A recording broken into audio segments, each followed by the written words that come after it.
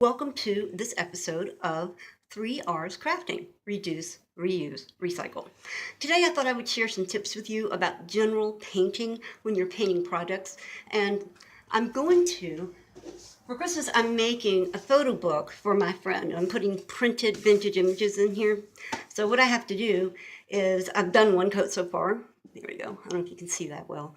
But with chalk paint alone and nothing else with it. And then the backs will have to be, and the front will have to be painted as well. But this is the tag that was on there. So let's see how it's doing.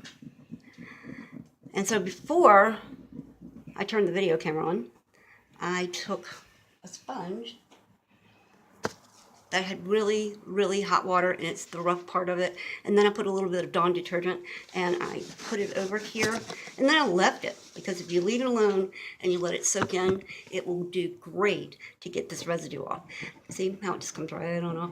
Now, if you still have a little bit of trouble afterward and you're getting a little bit of sticky stuff on there, you can take 91% alcohol and try it that way, and that will get it off as well. And then before you do anything to your project, you should still take that same alcohol and wash down all of the surfaces. I'll have to pull these off too. And that way you'll have a nice surface to go with. Another thing you can do with this is sand it really lightly. And you can even use a fingernail file, but just on a very fine grit sandpaper. And what that does is just helps the paint to adhere to whatever it is you're painting. But this is my favorite kind of paint. It is chalk paint. And I buy the Waverly at Walmart. It costs $5. It does great. The only thing that chalk paint is acrylic paint with plaster of Paris added to it. You can make your own. That's what they use for all the cave drawings thousands of years ago that are still in France, the chalky cliffs. So anyway, it's my favorite because you don't have to sand a lot. You have to clean your surface before you paint, but you do that with any kind of paint, and this will paint right over it. Now, gesso is also a form of chalk paint, and this little $5 container of paint really does go a long way because I paint a lot. One of my favorite additives to add to paint is this stuff called Flood, and it's called Floetrol. And what you do is you add this. I usually use a 1 to 2 part recipe of 1 part Floetrol to 2 parts paint, but you can do it whatever you want. What I would really suggest is that you experiment. And this stuff lasts a really long time, and it's not expensive. This big bottle, and it was a quart, was under $10. I think it was like $8 at Lowe's. They have it everywhere, so Home Depot or any of your hardware stores. I don't know if Walmart carries it, but I do know that your other hardware stores do carry it.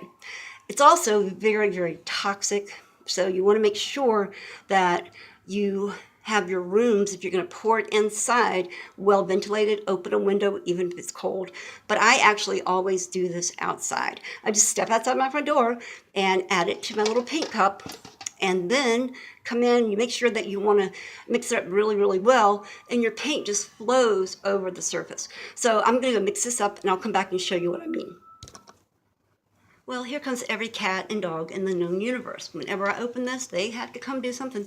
This is what the Floetrol looks like before the paint's added to it. One thing I should have told you is always wear gloves, and then immediately dispose of them after you've done your paint, because I didn't get any on my hand this time, but I usually make a mess when I paint, and you don't want that on your paintbrush or touching other surfaces. The second thing I should tell you as well is when you do the Floetrol and you do your paint, you want to use or utilize physics, and that is Newtonian physics about a body in motion will continue in motion unless it's met with another object. And so you want to up and down, side to side. You don't want to go around like this to mix up your paint. And also, if you're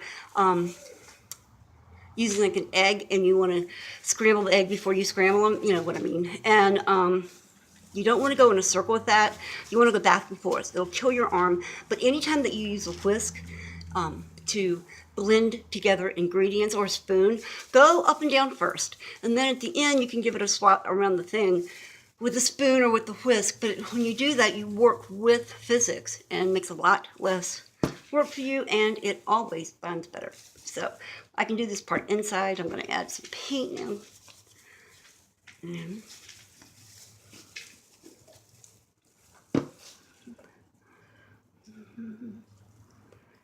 maybe, there it comes. See how thick that chalk paint is? Ooh. All right. Another thing that I do is, let me grab it and I'll show you.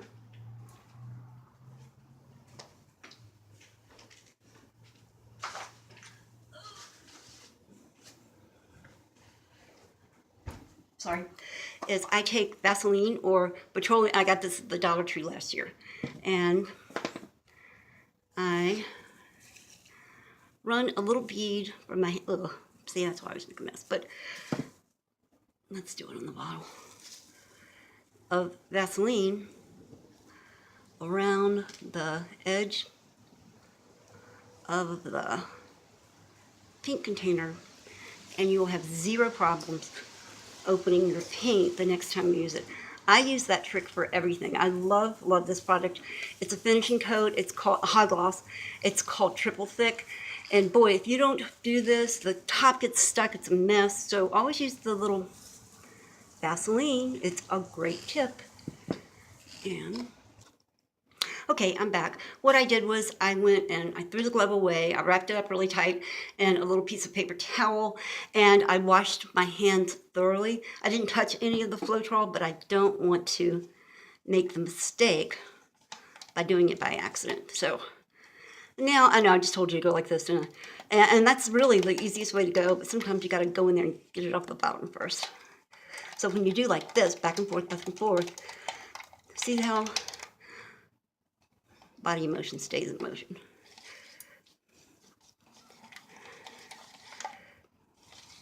I'm trying to pick it up on the sides too. And then sometimes I'll like rotate the cup. See, back and forth like this.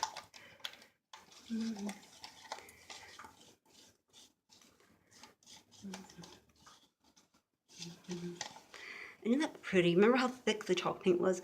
You can always add a little bit of water to chalk paint, and maybe even a little bit of glue. I have a feeling Floetrol, I don't know why I say that one, has glue in it. So, let me show you the next stage.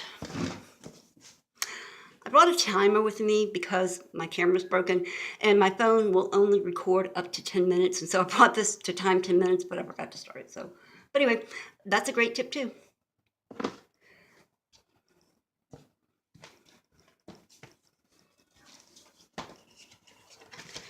So, I want you to see how wonderful the paint flows. Now, the first coat was just pop paint by itself. Look at that.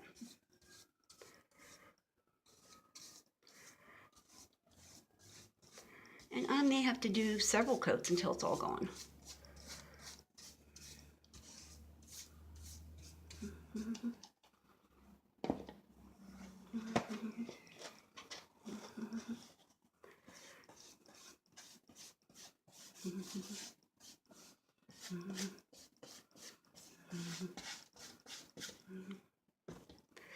You can't see what I'm doing.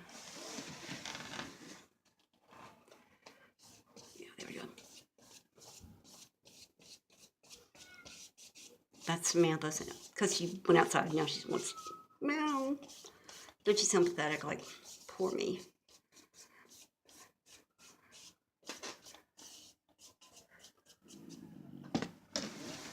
Let me get the cat.